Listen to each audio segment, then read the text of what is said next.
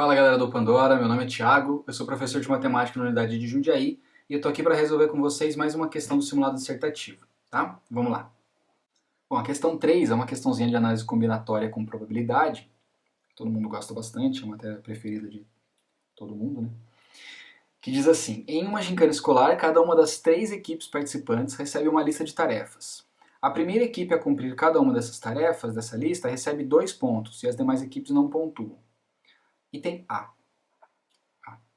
Qual é o número mínimo de tarefas que a lista deve ter para que você tenha certeza que alguma equipe atingirá a marca de 10 pontos?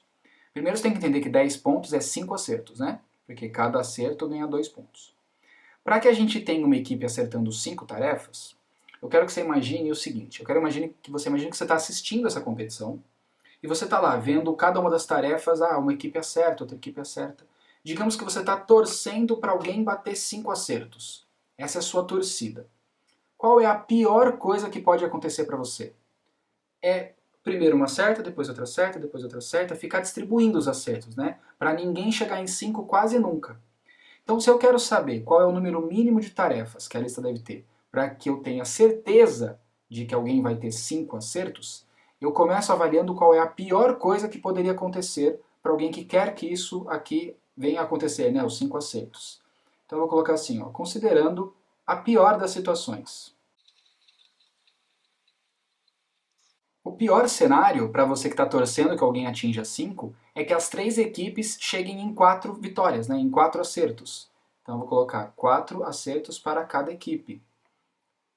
Para cada. Nesse caso, a gente vai ter tido 12 atividades, né? Porque a gente vai ter 3 equipes, cada uma delas acertando 4, o que significa que a gente teve 12 atividades. 12 tarefas, né, eles chamam. Ou seja, com 12 tarefas, é possível que nenhuma das equipes tenha conseguido acertar 5. Pode ser que elas tenham ficado com 4, 4 e 4. Mas com 13 tarefas, é impossível que isso aconteça. 13 tarefas é o mínimo. Com 13 tarefas, é impossível que nenhuma das 3 equipes tenha ficado com 5, né? Porque não tem como você distribuir 13 tarefas para as 3 equipes e todas elas ficarem com menos que 5. Porque se você colocar 4, 4 e 4, já dá 12. Aí vai ter mais uma tarefinha que você vai ter que colocar em alguém. Então 13 tarefas é o mínimo. 13 tarefas é o mínimo. Essa lógica da gente ver o pior caso possível, o pior cenário possível, é chamada de teoria das gavetas. Ou teorema da casa dos pombos também. Tem alguns nomes. Mas é um negócio que poderia ser chamado só de bom senso, né? Você quer ter a certeza de que alguém acertou os 5. Com 12 não dá para ter essa certeza. Com 13 já vai dar, porque não tem como distribuir e nenhum deles atingir 5. Bom, aí vem o item B, que é o item mais agressivo, mais violento, mais sem noção. Após 5 tarefas da lista terem sido concluídas, qual é a probabilidade de alguma das equipes ter obtido exatamente 6 pontos? Lembrando que 6 pontos é 3 acertos, né? Para calcular a probabilidade, eu vou calcular qual é o evento e qual é o espaço amostral, né? Daí eu divido um pelo outro. Então eu vou começar pelo espaço amostral, que é mais fácil. O espaço amostral, que eu vou chamar de espaço amostral. O espaço amostral é tudo aquilo que pode acontecer. O que pode acontecer quando a gente coloca 5 tarefas nessa gincana? A gente tem que cada tarefa pode ser acertada por uma das 3 equipes. Então vai ser 3 vezes 3 vezes 3 vezes 3 vezes 3. 3 elevado a 5, que dá 243.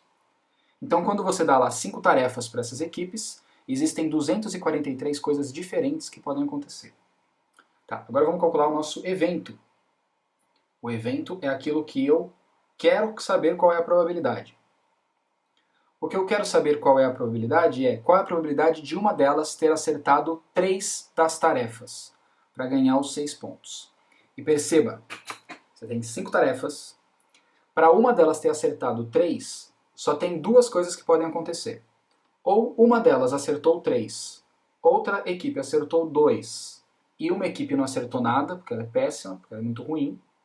Ou, outro caso, seria uma equipe acertar 3, outra equipe acertar uma tarefa, e a outra equipe acertar uma tarefa também. Então eu vou separar nesses 2 casos, eu vou ver de quantas maneiras pode acontecer cada um deles. O primeiro vai ser uma equipe acerta 3, outra acerta 2 e uma não acerta nada. E o segundo caso vai ser uma acerta 3 e as outras duas acertam uma tarefa cada uma.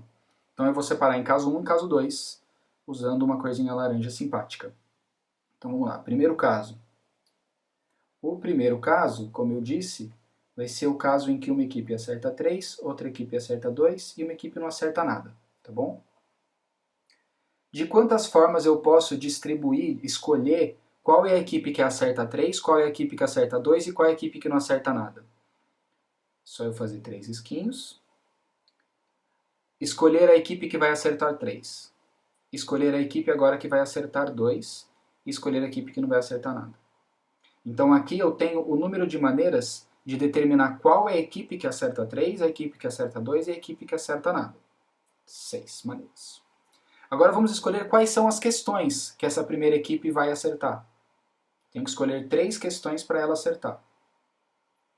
Para eu escolher as 3 questões que ela vai acertar, a gente tem 5 tarefinhas, né, para ela. Então vamos escolher 3 destas 5. 5, 4, 3, dividido por 3 fatorial.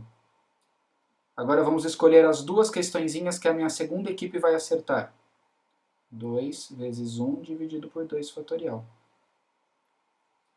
Aqui eu corto. Aqui 5, 4, 3 dividido por 3 fatorial vai dar 10, né? Eu corto o 3 com o 3, o 2 com o 4, vai dar 10. Ou seja, eu tenho 6 maneiras de escolher qual é a equipe que vai ficar em primeiro, qual é a equipe que vai ficar em segundo e qual é a equipe que vai ficar em terceiro. Tenho 6 maneiras. E eu tenho 10 maneiras de escolher as questões que a primeira equipe vai acertar e as questões que a segunda equipe vai acertar. Se eu faço 6 vezes 10, porque eu tenho que fazer uma escolha e fazer outra, eu vou ter 60 possibilidades desse meu primeiro caso acontecer. Aí a gente troca de cor para ir fazer o nosso segundo caso. O segundo caso, eu tinha considerado que era uma equipe acertar 3, outra equipe acertar 1 e outra equipe acertar 1, né? Vamos ver de quantas maneiras isso pode acontecer. Eu tenho primeiro que escolher qual é a equipe que vai ser a campeã. E o número de maneiras que eu tenho para escolher qual é a equipe que vai ser a campeã é 3. Perceba que não faz sentido eu colocar mais 2 risquinhos, porque as outras 2 equipes vão ser as equipes que acertaram só uma. Então a ordem entre elas não faz diferença. Eu poderia até colocar um 2 vezes 1 dividido por 2 fatorial, que ia dar na mesma, né? Não ia mudar nada.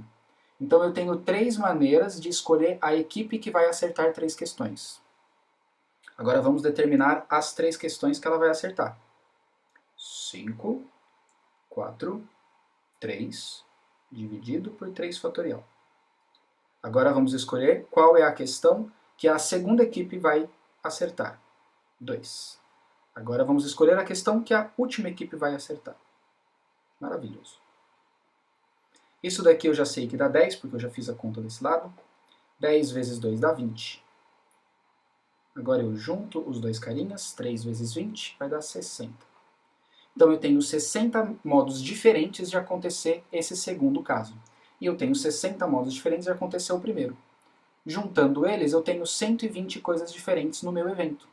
Então a minha probabilidade vai ser 120 sobre 243.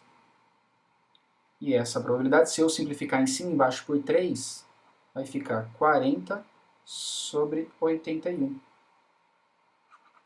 E é isso. Muito difícil, né? Eu acho bem difícil também. Só recapitulando, eu fiz qual é o espaço amostral, que era mais simples. Eu tinha 5 tarefas, tem 3 equipes para acertar cada uma delas.